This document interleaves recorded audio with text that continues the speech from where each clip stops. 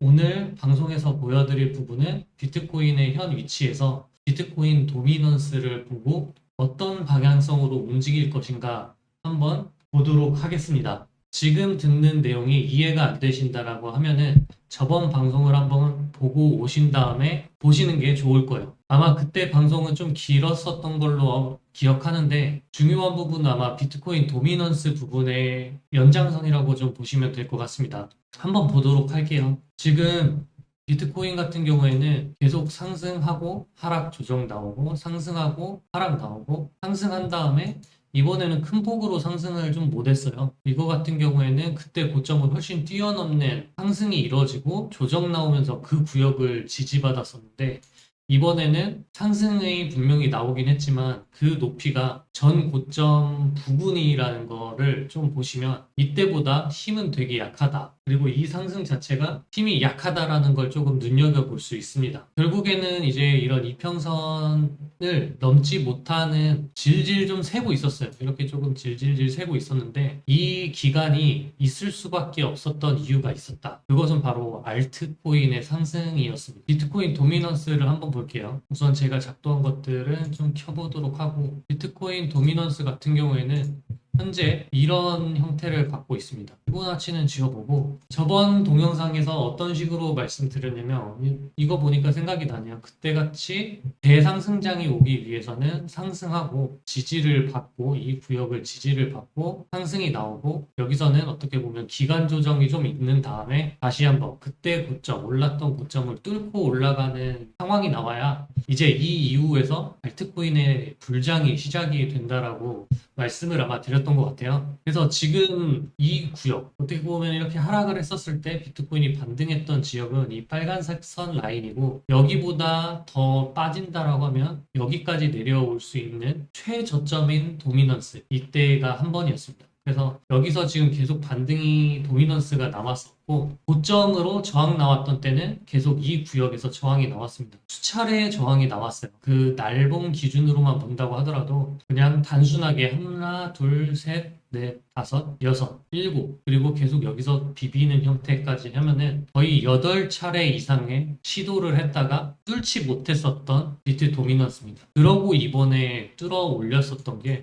바로 이 구역이에요. 그때 방송으로 보여드렸었을 때가 기억하기로는 한 이 정도쯤이었던 것 같아요. 이 정도 부분에서 여기 아니면 여기거든요. 이 부분에서 아직도 알트코인들은 하락할 수 있고 장난칠 수 있는 기간이 남았다. 그 이유는 이 구역까지는 비트코인 도미넌스가 내려갈 거기 때문에 라고 말씀드렸습니다. 물론 도중에 한번 반등이 나오긴 했지만 결국에는 이 구역에 도달을 3일 전에 했었고 지금 오늘 양봉이 이틀 정도 나오고 오늘 음봉이 조금 나오고 있는 상태입니다. 그러면 이 구역에 다시 한번 도달할 수도 있겠지만 과연 이 구역을 깰 수 있을 것인가라는 생각을 좀 해볼 수가 있겠는데요. 여기를 깬다라는 거는 비트코인 도미넌스가 내려간다는 거고 비트코인 도미넌스가 내려간다라는 거는 알트코인의 도미넌스가 올라간다. 물론 테더 도미넌스가 오를 수도 있겠죠.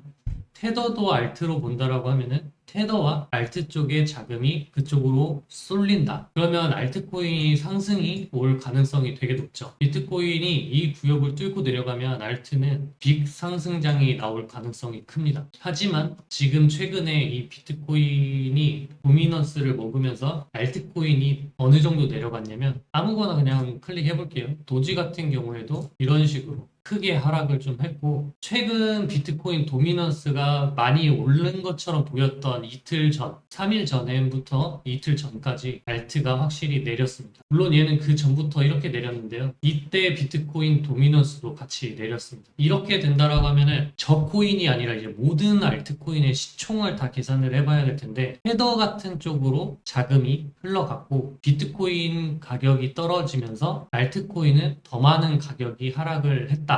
물론 이제 비트코인이 어떻게 보면 지금 49%, 50% 정도 갖고 비중을 차지하고 있는데 알트의 모든 알트코인 자산이 10% 떨어지고 비트코인이 10%가 떨어진다라고 하면 도미넌스는 그대로 있을 거예요. 우선 테더를 제외한다라고 하면요. 근데 비트코인이 5% 떨어지고 알트코인이 10% 떨어진다라고 하면은 같은 50%의 비중을 갖고 있을 때 2배 정도 알트코인이 더 떨어졌으니까 비트코인 도미넌스는 상승하게 될 겁니다. 그래서 비트코인 도미넌스가 상승하는 조건이 아니라 어떻게 보면 상승하는 부분에서 여러 가지 상황이 좀 있어요. 비트코인과 테더와 알트. 비트코인이 가격적으로 상승을 해서 비트코인 도미넌스가 상승을 하느냐. 아니면 비트코인이 하락을 하면서도 도미넌스가 상승을 할 수 있기 때문에 그런 식으로 상승을 하느냐. 그렇게 볼 수 있습니다. 그래서 이런 구역에 온다라고 했을 때 비트코인 도미넌스가 반등을 한다고 했을 때 비트코인 가격이 무조건 오른다라는 보장은 없습니다만 알트코인의 가격이 내려갈 가능성이 매우 높다고 볼 수 있습니다. 그래서 이 구역까지는 지금 도달을 했다. 앞으로 여기서 어떻게 될지 모르겠지만 이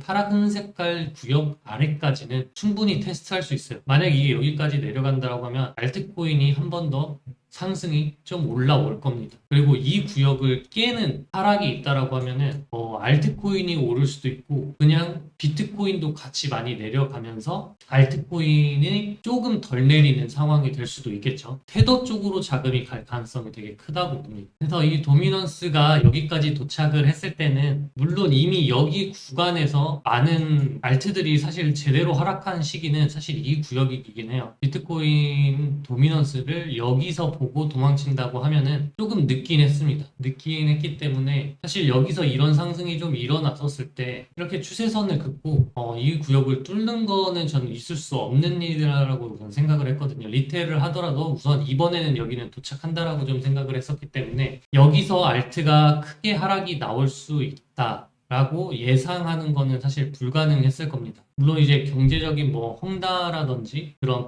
부동산 파산 때문에 결국에는 사건을 가지고 끌어내린 거라고 저는 보고 있어요. 결국 갈 자리는 간다. 한번 파동이 시작한 흐름은 꺾을 수 없다라는 거죠. 이런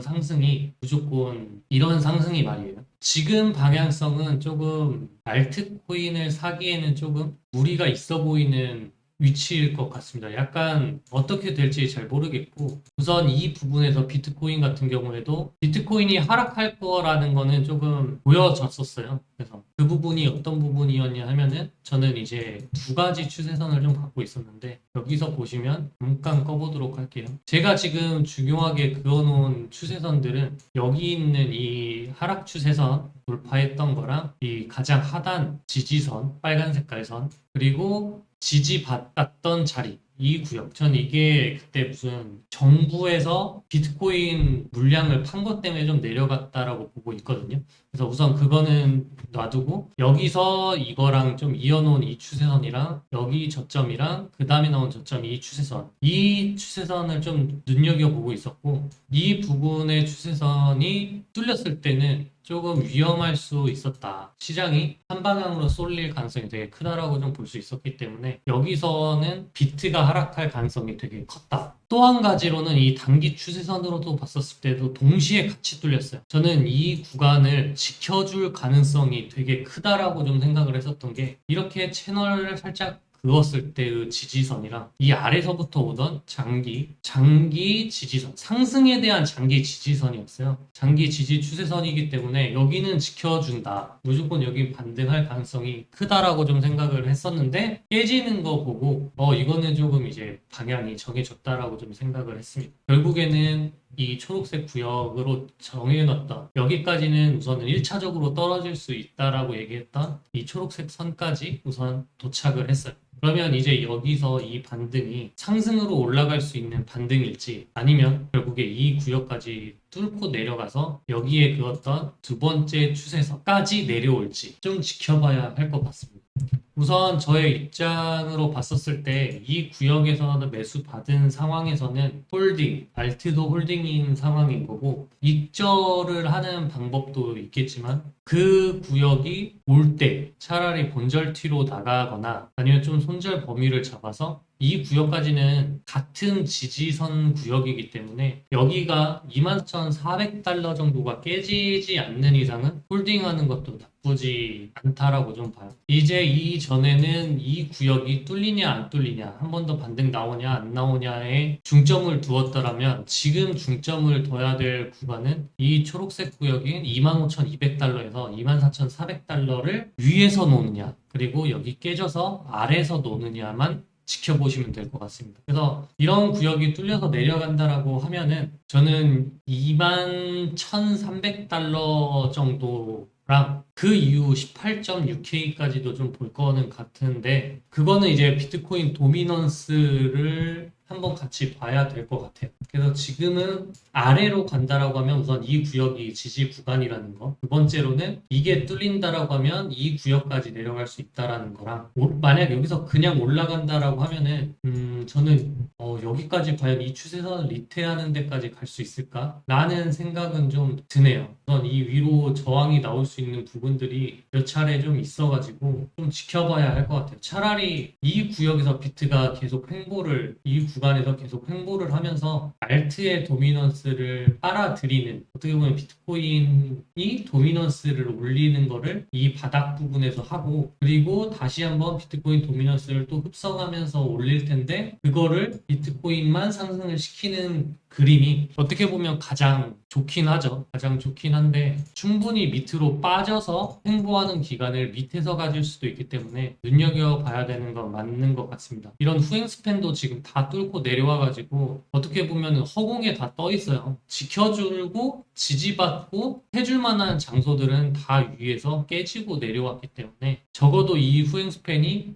여기까지 맞붙어서 거기서 이제 지지받을 곳이 생기지 않는 이상은 조금 장이 그렇게 좋아 보이진 않을 것 같습니다. 빨리 끝내려고 했는데 생각보다 좀 동영상이 길어진 것 같아요. 그래도 이제 해드리고 싶은 말은 다 한 것 같아서 그러면 여기서 좀 마무리하도록 하겠습니다. 감사합니다.